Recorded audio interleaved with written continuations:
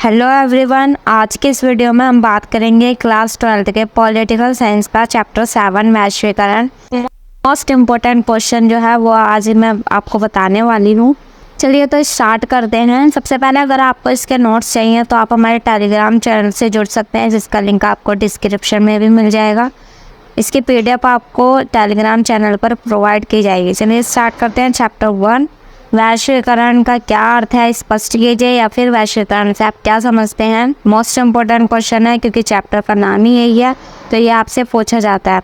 तो वैश्वीकरण क्या है? एक अवधारणा है जिसका संबंध प्रवाह से है। प्रवाह का मतलब होता है फ्लो, यानी कि ये एक फ्लो की तरह होता है जो एक देश से दूसरे देश में बढ़ता ही जाता है, जैसे विचारों, पूंजी, वस्तु और कई देशों का एक दूसरे देश में पहुंचना। यानी कि अगर आप इसे शॉर्ट में समझे तो एक विचारों, पूंजी और वस्तुओं का एक देश से दूसरे देश में जाना ही वैश्वीकरण कहलाता है।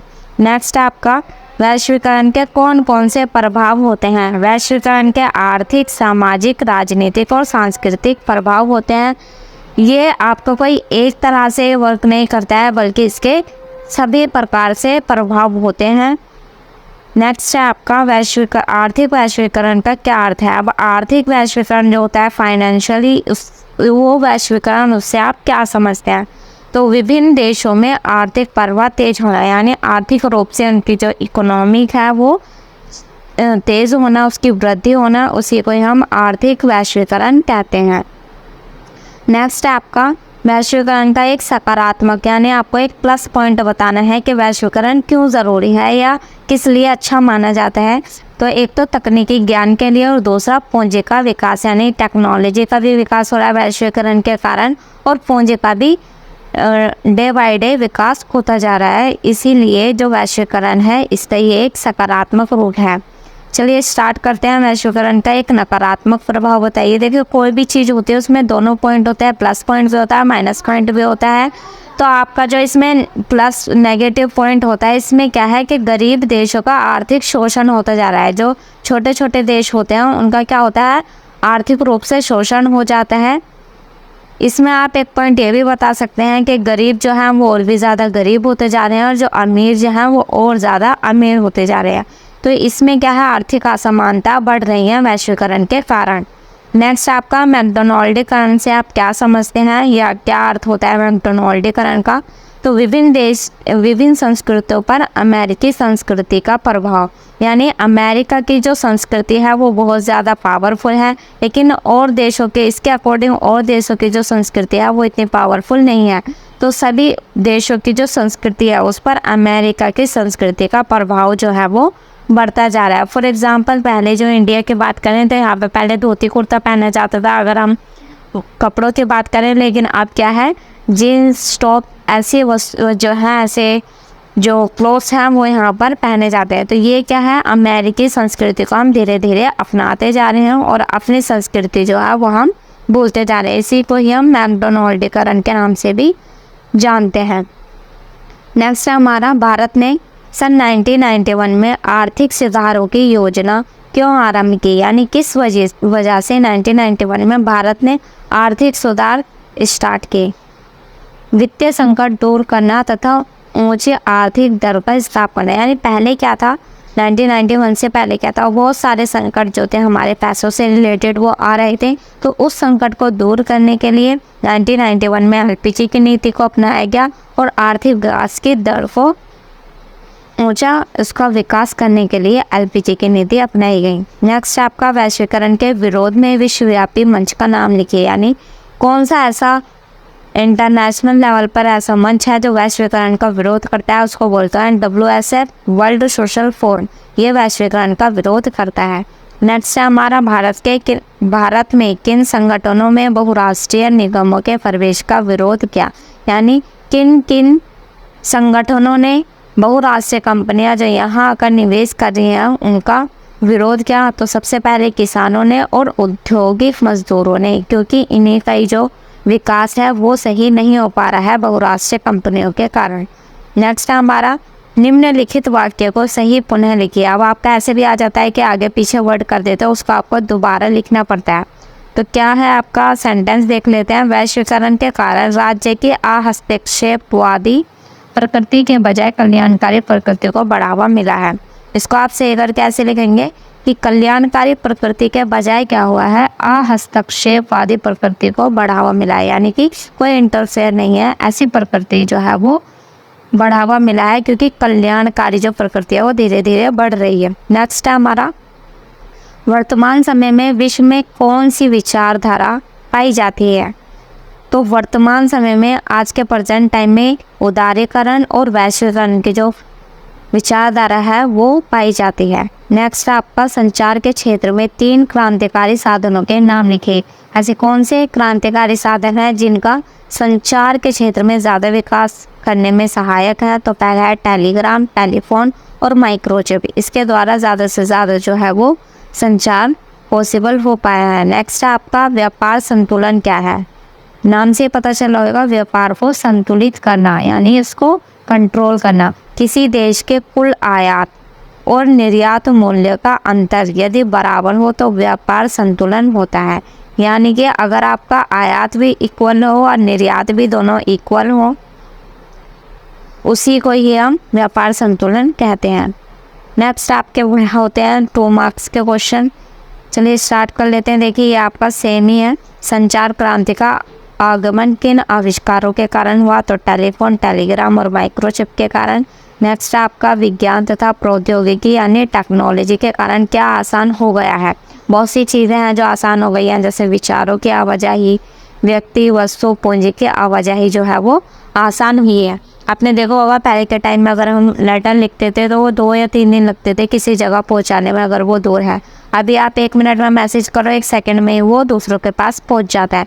तो इससे क्या हुआ है, विचारों, व्यक्ति, वस्तु और पूंजी की आवाजाही जो है वो आसान हो गई है वैश्वीकरण के कारण और टेक्नोलॉजी के विकास से।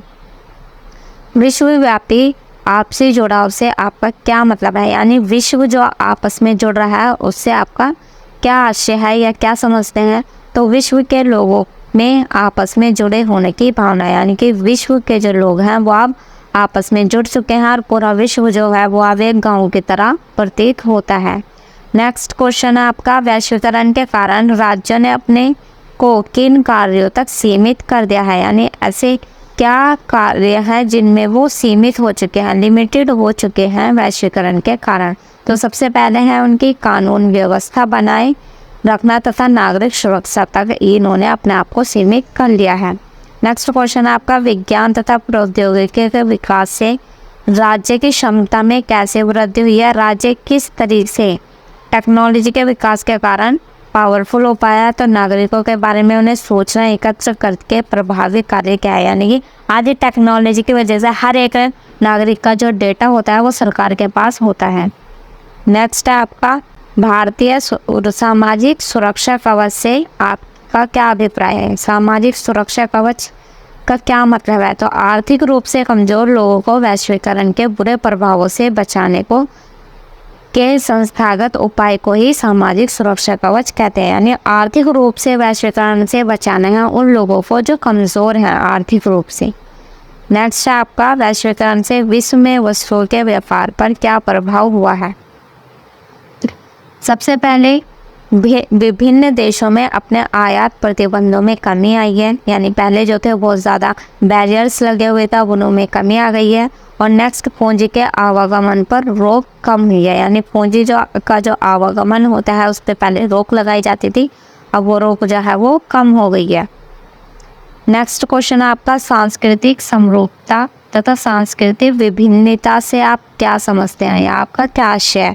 तो सांस्कृतिक समरूपता का मतलब होता है विश्व संस्कृति के नाम पर दूसरे देशों पर अमेरिका की संस्कृति लादना, यानी अमेरिका की संस्कृति को लादना ही क्या होता है, सांस्कृतिक समरूपता होता है। सांस्कृतिक विभिन्नीकरण, विश्व में सभी संस्कृतियाँ पहले के अपेक्षा वर्तमान में कहीं ज़्यादा विशिष्ट होती जा रही हैं, इसी को ही विश्व सांस्कृतिक विभिन्नीकरण कहते हैं। नेक्स्ट आपका, वर्ल्ड सोशल फोरम, ये क्या है, वैश्वीकरण का विरोध करता है।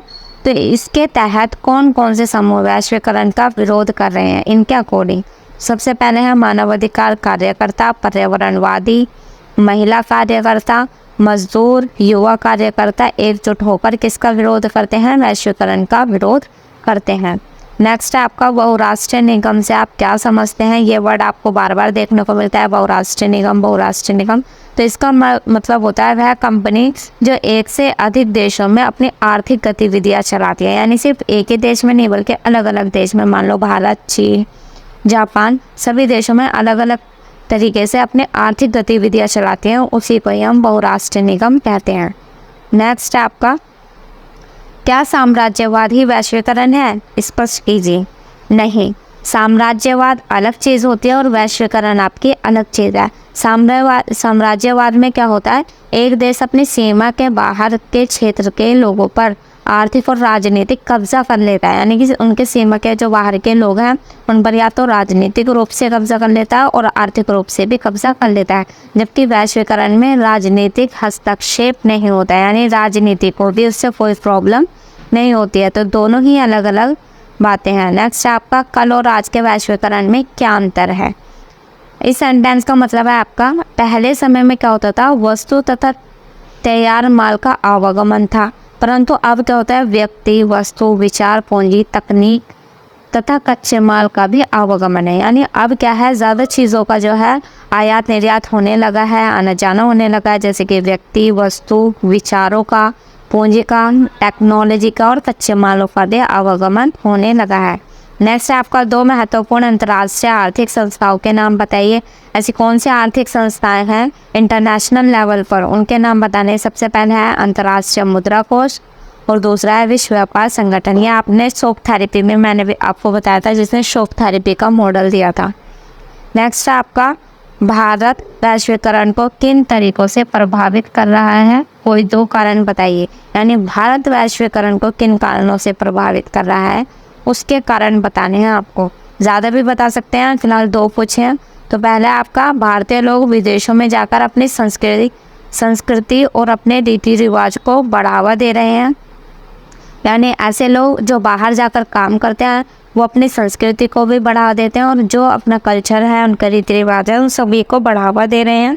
नेक्स्ट आपका, भारत में उपलब्ध सस्ते श्रम ने विश्व को आकर्षित किया। यहाँ पे सस्ता श्रम मिल जाता है तो ज़्यादा से ज़्यादा विश्व के जो देश हैं वो भारत में ही आकर श्रम के लिए बोलते हैं। तो ये अपनी तरफ भारत जो है अपने दूसरे देशों को अपनी तरफ आकर्षित करता है। यहीं पे आपकी जो ये मोस्ट इम्पोर्टेंट क्वेश्चन है वो कंप्लीट हो जाते हैं। अगर आपको वीडियो पसंद आई हो तो लाइक करें और चैनल को सब्सक्राइब